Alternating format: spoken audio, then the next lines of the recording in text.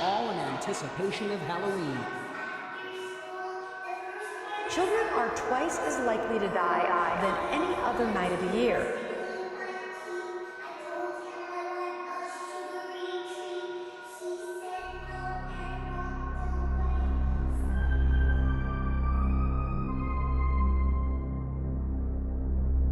Fake trick-or-treaters by Just Kind of Floating. This happened on Halloween when I was about 11. My friend and I decided to go trick-or-treating. Yeah, we were a little bit old, but we just wanted some free candy.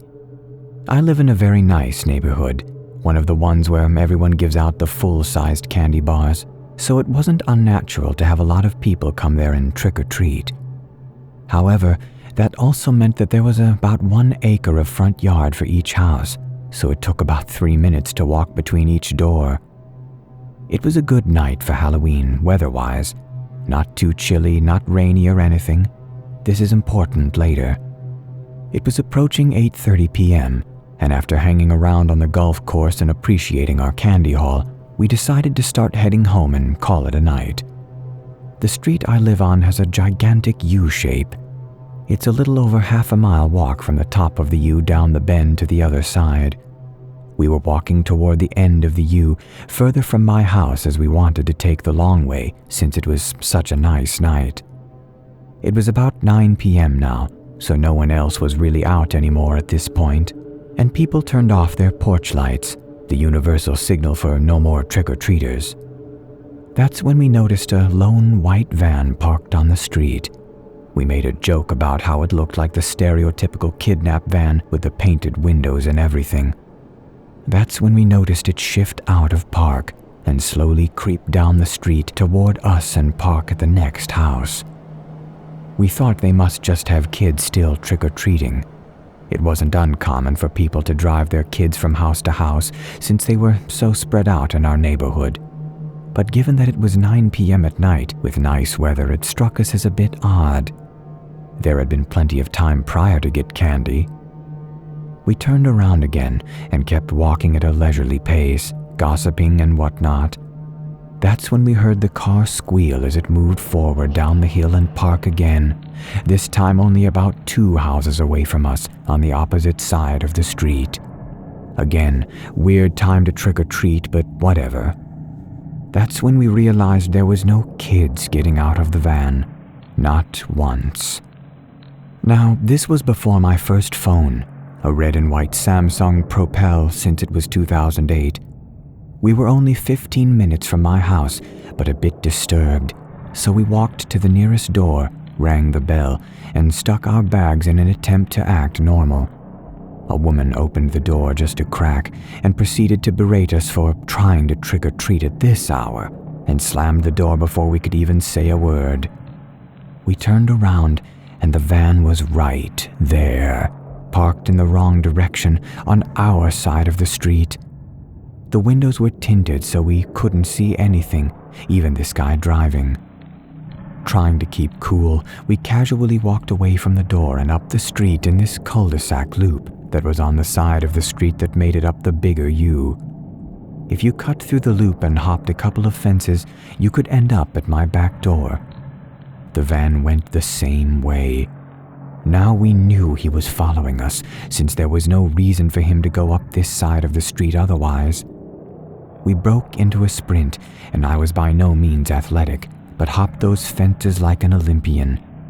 We ran inside my house, locked all the doors, and freaked out while we sat in front of the hall. Not 5 minutes later, the van began slowly driving down the street past my house. We stress-ate our candy that night and thought of what could have happened if we wouldn't have been as aware of our surroundings as we had been.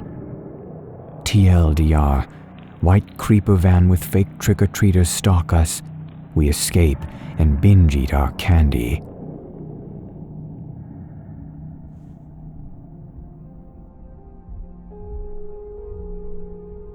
I could have been kidnapped by Pine Tree 218.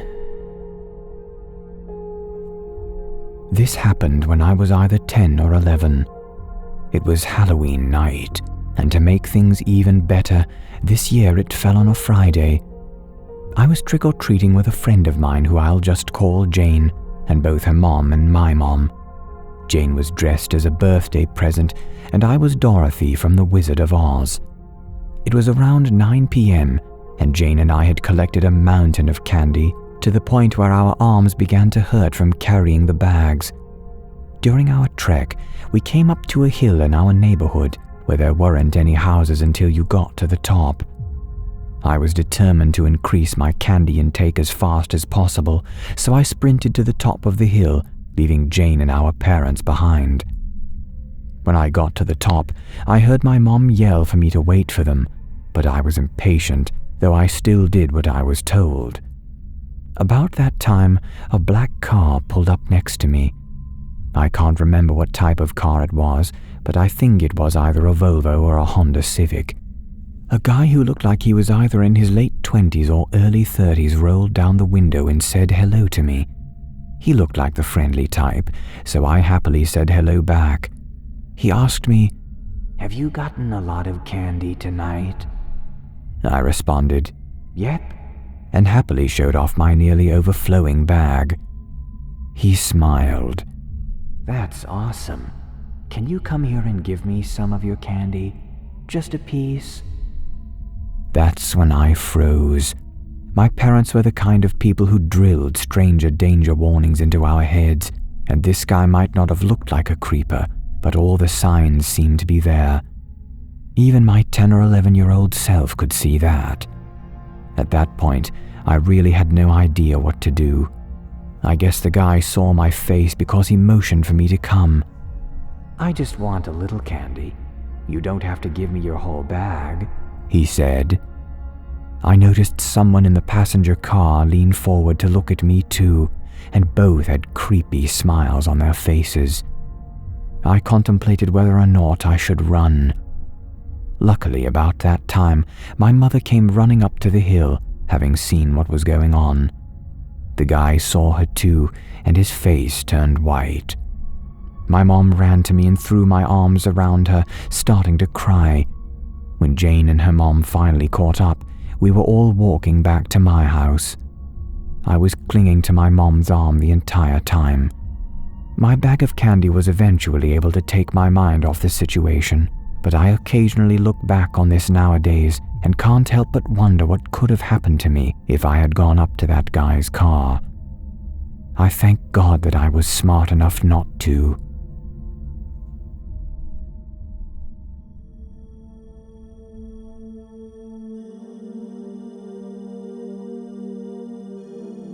He wanted to show me the big kid decorations. Buy Hold Your Applause 1020. It was Halloween night, and my friends and I were dressed up as the Scooby-Doo gang. We were all girls, and a little too old to be trick-or-treating, to tell you the truth, in 7th or 8th grade, but my friends convinced me to come with them, since they needed a 4th member to complete the group costume. I agreed, because hey, free candy. We left my friend's house at 7, and it was already pretty dark. I wasn't familiar with the neighborhood at all. My 3 friends all lived in that area near one another, so I was just following their lead. We hit a good amount of houses, and had traveled a pretty far distance.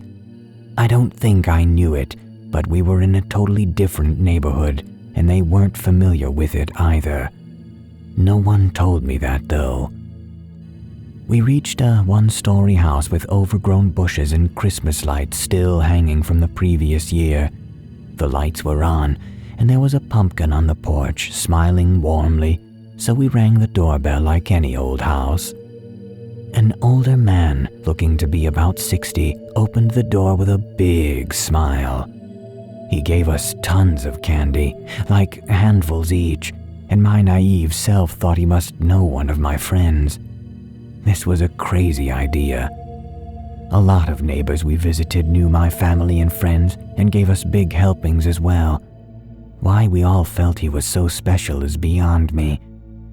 As he handed out candy, he started a conversation. You guys are older kids, huh? What are you going as? Scooby-Doo? We all looked at each other and replied yes. What, do you guys have a party later tonight? Gonna drink? Smoke, you know. At this point, I'm sure he's family friends with Shaggy because she laughed and said yeah, and I figured it was all a joke. But as we turned to leave, the old man called back. Wait, since you are older kids, I have something saved inside. You know, the big kid decorations? Come on, take a look. He placed his hand on my back and began pushing me in. That's when it clicked. This man is the guy my parents always told me to avoid. One of my friends then yelled at the man to stop, that we had to be home and we didn't have any more time. My other two friends had already sprinted off the porch. As I shuffled off, he called out again, saying that it was a shame. Maybe next time. Just thinking about it makes me shudder. Afterward, I was in a bit of a shock, understandably, from what happened. I felt that the worst part of the whole situation was I had to dump my candy out, since my friend warned me there might be razor blades in the ones he gave us, and he gave us handfuls like I mentioned. My friends told their parents, but their reaction was extremely underwhelming. They asked for what house it was, but they were drunk and relaxing. I don't think anything ever came of it.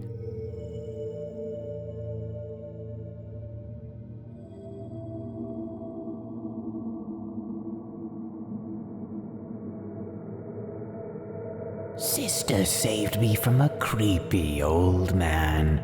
Buy any zero must. This happened when I was 7 or 8 years old, so the details are fuzzy. My sister reminded me of this memory this past Halloween when we were taking her kids out to trick-or-treat. When I was 7 or 8, like over 20 years ago, my sister, who was then 9 years old, took me trick-or-treating since my parents were both working. Both worked at a hospital.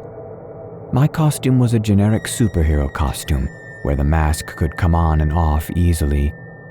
We were walking for a while, and my sister was letting me walk up to the homes by myself as she watched me from the sidewalk. We came to this house, and an old man opened the door. He was about to give me the fun-size candy bar, then said, Wait, come inside and I'll give you the full-sized candy bar then. Me being a dumb kid and only hearing full-sized candy bar, I went inside. Lo and behold, there was a box of full-sized Snickers bars like the ones you get from Costco. I was given a Snickers bar and was about to leave when he said that he had more candy in the kitchen. That's when my sister showed up and said we needed to leave.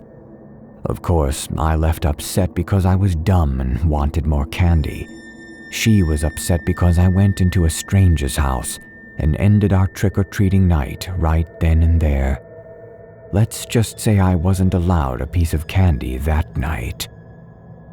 A few days later, while my sister was watching the television, she screamed for Mom and Dad and said that on the screen was the guy from Halloween. Apparently, the old man that lured me into his house was arrested for luring other kids into his home when he wasn't supposed to, since he was on the child sex offender registry. I'm thankful that my sister was there, and luckily nothing happened that night.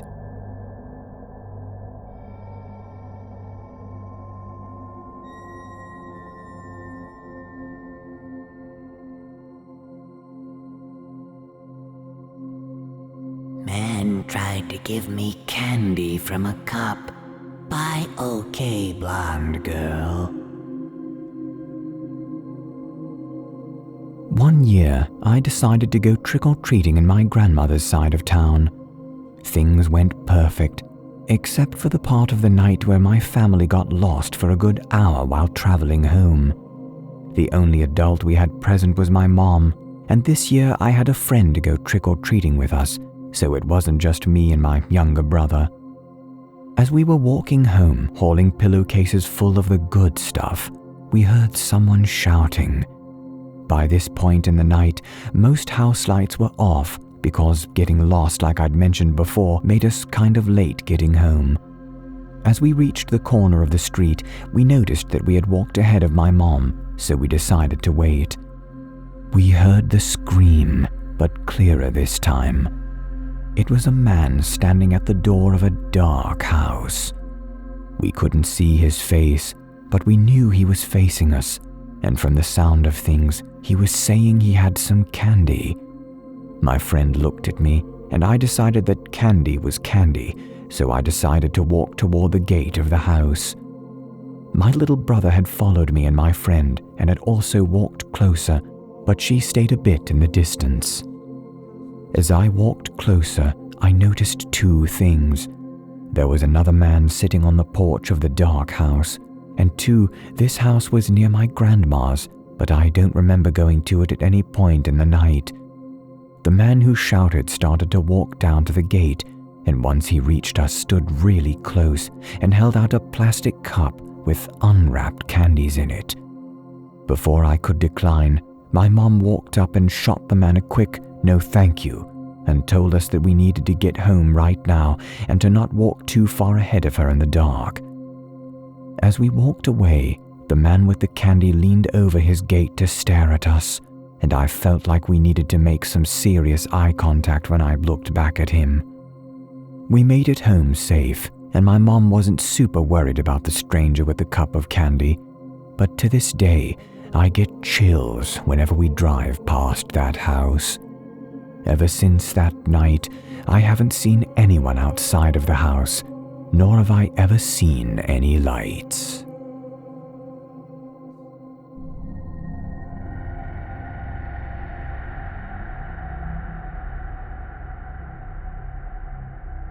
The creepy guy that followed me and my friends. By 1, 2, 3, I Meggie. It was Halloween night, and I was about 11. My mum had taken me to my cousin Lucy's house to trick-or-treat because a few kids from my school lived on her street. Also, her at the time closeted gay friend was with us, but we would all joke that we thought they were dating. He had a girlfriend before, but I think this was before he knew. We were allowed to walk quite a distance from my cousin's house, probably further than most older kids could, or should, for that matter. We trick-or-treated for a while and decided to make our way to the local Tesco, a local supermarket, to get a pumpkin, as they were usually the cheapest on Halloween night. On our way, we noticed a grown man in normal clothes beside one of those extra gruesome Halloween masks, made seemingly just so adults could scare kids. It was an incredibly mutilated and bloodied face. He was hiding amid the bushes, but it seemed like he wanted us to see him. I remember thinking it was weird, because he definitely seemed old judging by his hands, so he wasn't just some teenager. I realized he seemed like one of those sad old dudes that get some perverse joy out of scaring little kids. When we came out of the shop, we had a pumpkin each because they were so cheap. We saw the guy had moved closer and was tilting his head like something out of a horror movie. We laughed it off and walked back to Lucy's house. Just before we reached Lucy's street, we stopped for some reason. I think we were laughing at a joke or something. Then, as I was at the back of the group, I noticed the creepy guy was right behind us, with his arms raised, and he made an attempt to grab me, but I stepped back. Not too exaggerated to the point he was obviously joking, but to the point it wasn't entirely obvious whether he was playing a simple prank or absolutely insane. I assumed since he'd followed us home, it might be Lucy's dad Richie with some fake old guy gloves, so I just turned around and said, Uncle Rich? As my friends bolted away, and I soon followed. We got to Lucy's house and told our parents, and they seemed very concerned for some reason. A few years later, my dad told me that a guy on Lucy Street had been arrested for pedo things before he moved there, so my dad and Rich threatened him that if he ever came near us, he would get it. I assumed this was an empty threat, although I do know how tough and protective dads can be, but I think that guy thought it was an empty threat too. I've always wondered if that was him. What could have happened to me and my friends?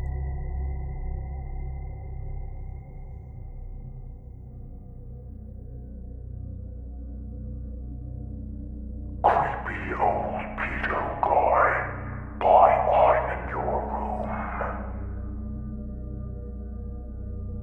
So this is a very short story, but get ready to be disappointed. First of all, during this story I was 11 years old. I'll set the scene. It was Halloween and I had worked for months on my Halloween costume, a vintage female wrestler. I was wearing a leotard, tights, and a large fur coat. I suppose I looked more like a pimp than a female wrestler, but that's what I thought. I was walking with my friend and trick-or-treating until I came to one house. In front of this house was an old man handing out candy. It seemed normal at first, and I did my routine.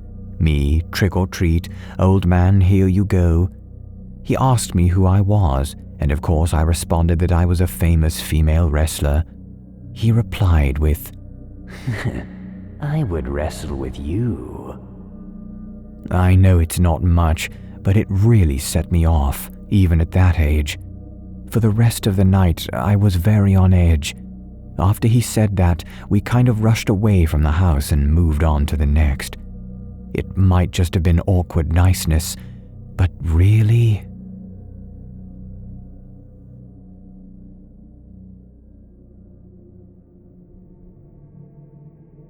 I'm Not Falling for the Free Candy Bit by just some reader.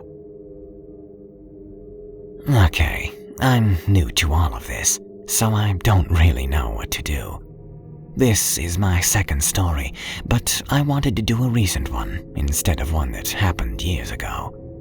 Also, my computer has no auto-check, so there might be some grammar errors or spelling errors. So, first off, I'm a young female. Also, this happened on Halloween 2015. I work as a packer in a small store in a small city. It's not small to know everyone, but you can pretty much know how to get around without getting lost. So anyway, I had to work on Halloween, so my boss told me and my coworkers that we had to get dressed up with some scary makeup or something. That day, I made some homemade fake blood and put it on my face to make it look like I was dying or something. I got many compliments from my coworkers and some other shoppers. I was in a good mood all day. That is, until I went out to get a shopping cart a customer had left out. This guy, like in his late 30s or 40s, came up to me. I can't tell much more about him, since it was already dark out, and I had to get back inside fast. So he came up to me and told me I looked really cool, and I should have a candy as a prize. He gave me a peppermint, and soon as he gave it to me, he quickly left. I put the cart back in its place and looked at the candy. The wrapper looked like it had been already opened, and it looked like somebody had touched it already too. I ignored this, but I was still a bit worried, so I stashed it in my pocket and continued to work. I eventually threw it into the street later on. About an hour or so, I went back outside because someone forgot a bag. After giving it back, I saw the man about a street away, staring my way, but looking away, oh so innocently.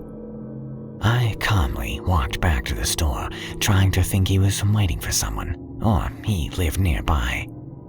But who would wait for a person over an hour? I think I would have noticed him if he lived nearby. Once inside, I couldn't keep myself from looking out the see-through doors to check, and sure enough, he was always there. He never came inside once. I asked some coworkers, and they all said that guy was creepy, which didn't help my nerves at all. I once again went out to get a cart. My shift almost over, so it was late. I slumped my shoulders and yawned. Suddenly, a movement caught my eye. It was him coming rapidly to me. I snapped from my sleepy state and stared at him, wide-eyed. I ran, with the cart in hand, to the store and told the security guard what happened. He ordered me to not go outside at any cost. He went to look for the guy, but he was a long time gone by that time. I stayed indoors until my mom picked me up. The security guy told me they would keep a weather eye out for the guy.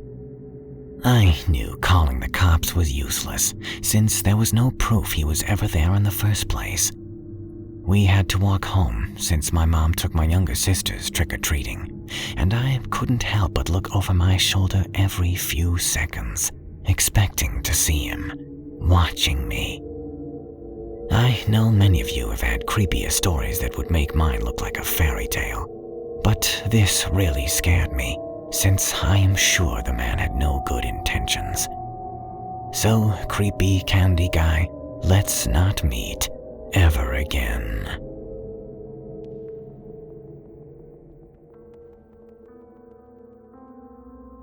Trick or Treat Stalker by XXT-Chew13. I live in a substantially normal neighborhood. I can't really say that the people here are shady. Most of them are just old. To give a little background on my town, most of the streets are parallel to each other, especially the section I live in. There's a lot of young people moving in because many of the old people in the town are moving into nursing homes, or, unfortunately, passing on. I think it would be safe to say I know most of the people who live in the area. Not personally, but I can recognize faces. Last year, my friends and I decided to go out trick-or-treating one final time. We were acting like angsty teenagers who thought it wasn't cool anymore, but we had already gotten costumes and wanted some candy. However, we thought it wasn't cool anymore. But looking back, I don't think trick-or-treating is safe anymore. Truly. Anyway, I had to play a field hockey game after school, so I was itching to hang out with my friends. I finally headed home and got my costume on. At this point, it was getting dark, so my mom demanded I bring a flashlight. She's very protective and kind of strict. My dad, on the other hand, is the opposite. He's more willing to let me go places on my own, and convinced my mom it would be okay if I went out trick-or-treating with a group of friends. Mom didn't like there not being a parent around, but she knew we would stay within a couple of streets. Eventually, she let up and allowed me to go. My friends began to show up at my house, but by the time we left, it was pitch black. Once again, my mother warned about strangers. I scoffed at her, trying to shake off the embarrassment of being lectured by my mom in front of my friends. I knew she was right, though.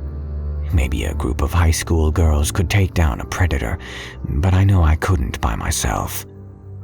I stayed as close as I could with my friends for most of the night, keeping an eye out for any weird figures or killer clowns, since there were rumors of some terrorizing an elementary school a few towns over.